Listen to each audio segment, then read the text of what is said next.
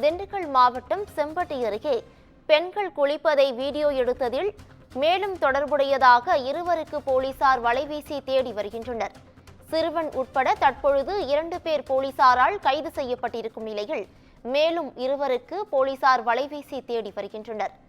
பெண்கள் குளிப்பதை வீடியோ எடுத்த புகாரில் அவர்கள் மீது நடவடிக்கை எடுக்க கோரி 10 மாவட்டங்களை சேர்ந்தவர்கள் போராட்டத்தில் ஈடுபட்டிருக்கின்றனர்.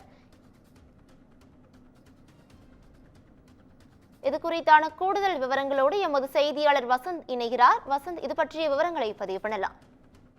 வணக்கம் பவித்ரா. அதாவது திண்டுக்கல் மாவட்டம் செம்பட்டி அருகே கோயில் திருவிழாவில் குளிக்கும் பெண்களை வீடியோ எடுத்தவர்கள் மீது நடவடிக்கை எடுக்க கோரி 10 மாவட்டத்தைச் சேர்ந்த 1000க்கும் மேற்பட்டோர் கிட்டத்தட்ட செம்பட்டி 4 ரோடு சாலையில் இன்று காலை அதிகாலை 4 மணி முதல் 8 மணி வரை மேலாக போராட்டத்தில் ஈடுபட்டனர்.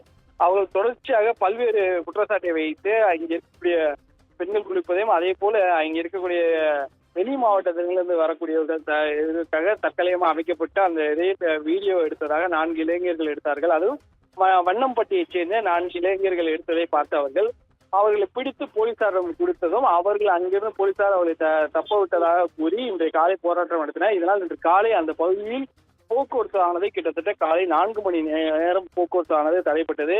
தொடர்ச்சியா அங்கு செல்லக்கூடிய பயணிகள் அனைவருமே இந்த போக்குவரத்தினால் பெரிய இடைவெளி சிக்கி தவிர்த்திருந்தனர்.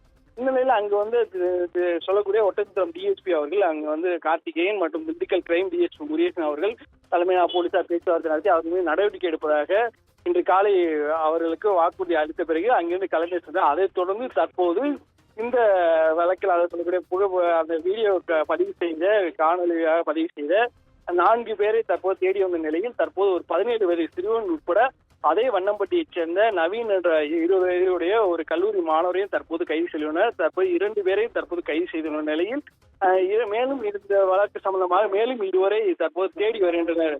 பவித்ரா, இது குறித்தான கூடுதல் விவரங்களுக்கு நன்றி வசந்த்.